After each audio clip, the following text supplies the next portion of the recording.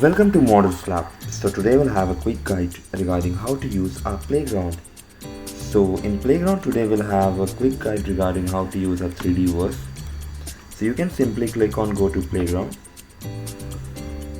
It will directly navigate to our 3D endpoint playground. So here we do have three types of 3D features we are containing.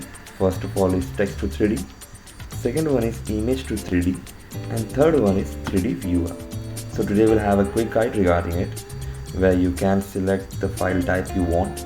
So we'll give it JLB and you can choose the JLB format file you have.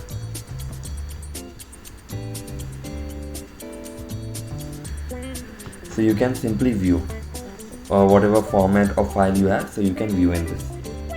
So you can see I have a JLB file of an minion. Thank you.